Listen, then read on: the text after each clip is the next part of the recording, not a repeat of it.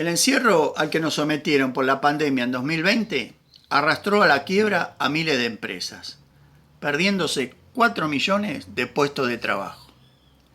Si a eso le sumamos que el gobierno carece de un plan económico, no podemos pensar realmente en la posibilidad de una recuperación sólida y sostenible, porque básicamente estamos impedidos de acceder a los niveles mínimos de inversión que se necesitan para reponer el capital.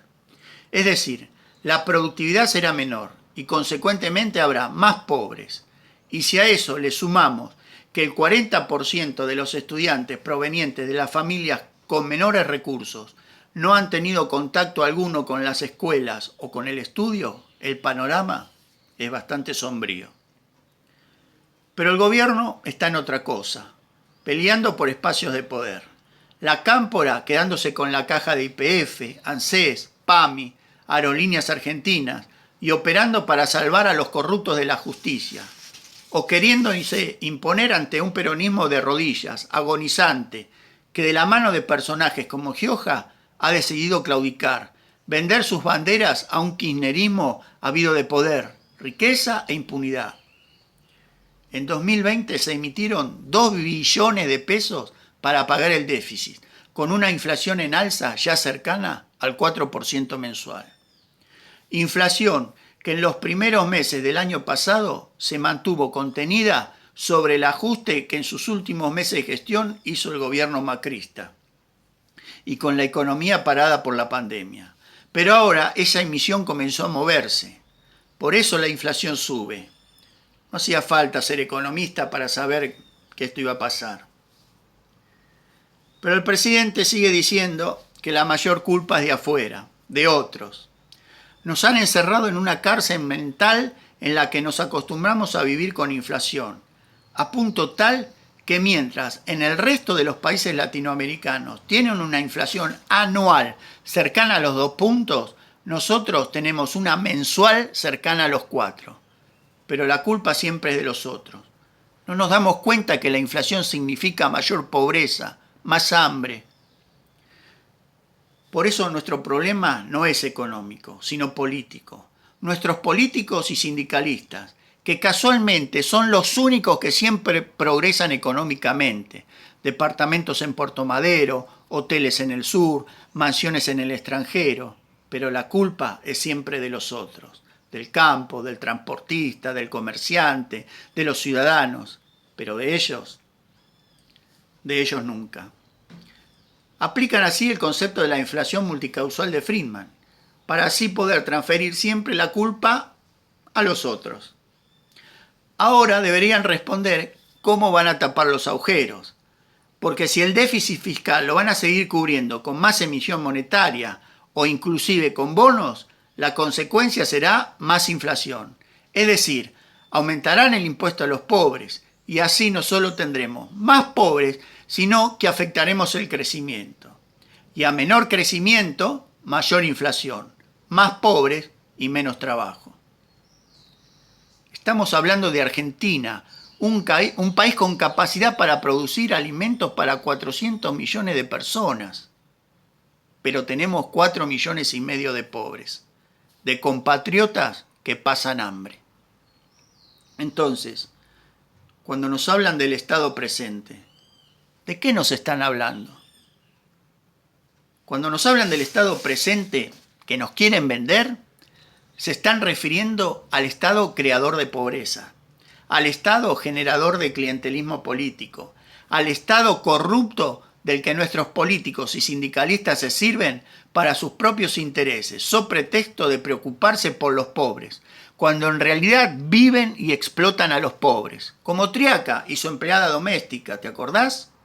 Y ahora la versión kirchnerista personificada en Donda, la que no solo no tuvo la dignidad de renunciar, sino que también fue ratificada por el presidente en su cargo. Entre bomberos no se van a pisar la manguera. Eso sí, el gasto público nunca lo bajan. Le meten la mano en el bolsillo a los contribuyentes, aumentan los impuestos, pero el gasto no lo bajan. ¿Por qué? Porque para ello deberían, por ejemplo, dejar de robar con la obra pública o terminar con el manejo discrecional de los ATN. Todos medios que les posibilitan sostener el clientelismo político. Por eso, entre otras cosas, ningún gobierno del 94 a la fecha ha cumplido con el mandato de la sexta cláusula transitoria de nuestra Constitución Nacional, que disponía que antes del 96 debía dictarse una ley de coparticipación federal. Tanto que hablan del federalismo, ninguno lo hizo, porque ello terminaría con las prebendas del clientelismo, con los feudos. Unos por no haberse atrevido cuando pudieron y creer que podían hacer un populismo bluff. Otros porque sencillamente no les interesa ni la pobreza, ni el federalismo, ni la gente, sino solo como medios e instrumentos para perpetuarse en el poder y enriquecerse. Esto no es de ahora, esto viene de años, de la época de las reuniones de Manta en Ecuador, donde participaron dirigentes piqueteros argentinos y donde entre sus postulados hablaban de ganar la calle con grupos organizados para generar, llegado el caso, caos y violencia social.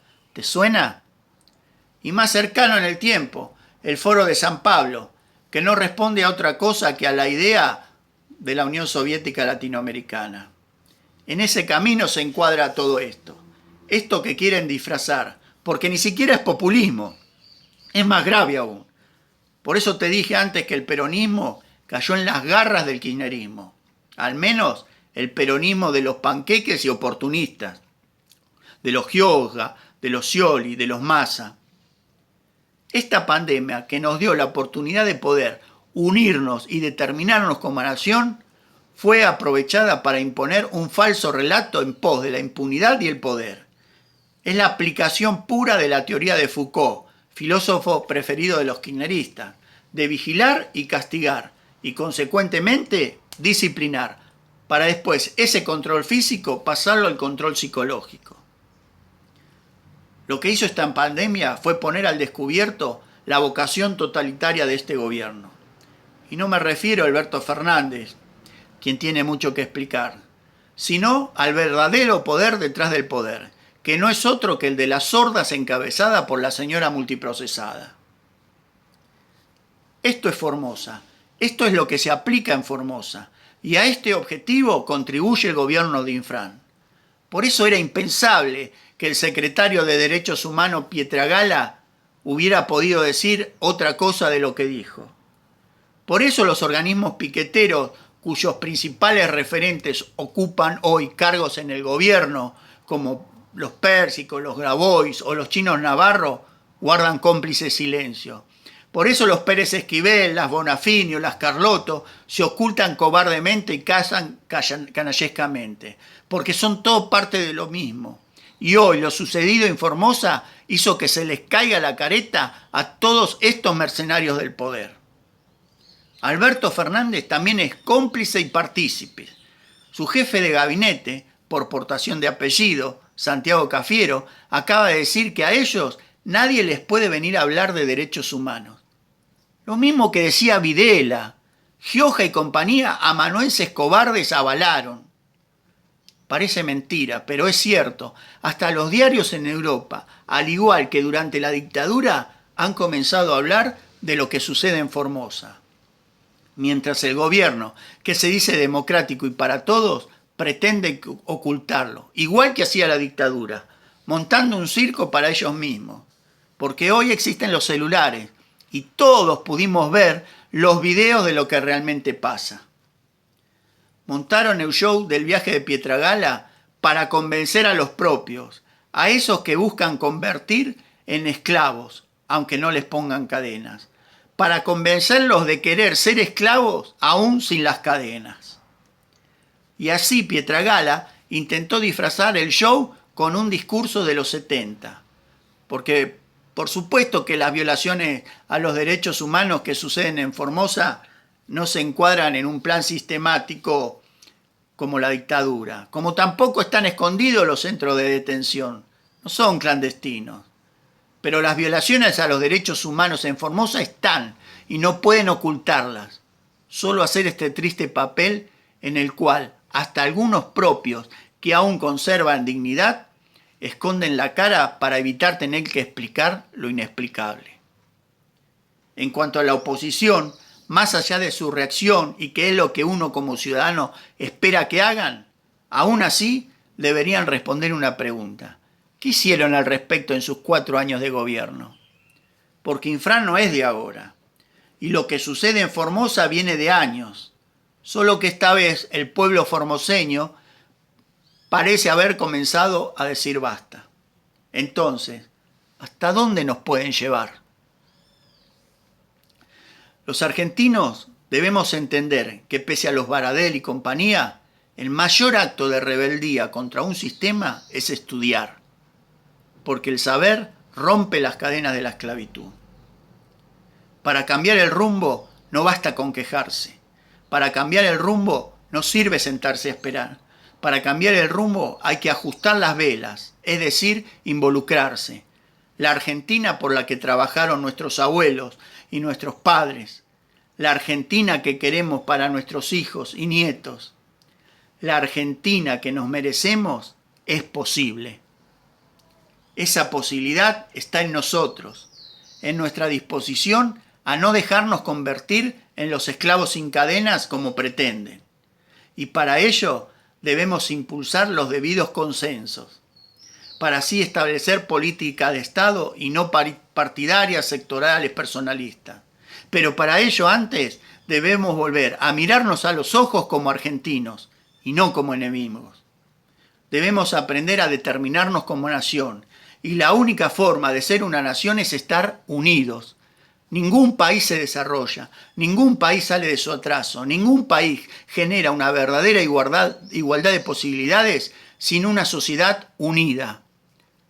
Una vez los argentinos dijimos nunca más, hoy parece que lo hemos olvidado, que no hemos aprendido de nuestro pasado.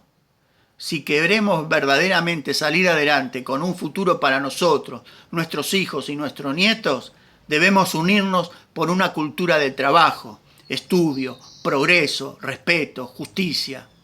Debemos unirnos para ser una sociedad en serio, pujante, y no el fracaso en la que nos convirtieron. Debemos ser capaces de ponernos de pie unidos y gritar nunca más a los personalismos tóxicos mesiánicos, nunca más a la impunidad, nunca más al clientelismo político, nunca más a las violaciones a los derechos humanos, provengan de donde provengan. Fuerza Argentina.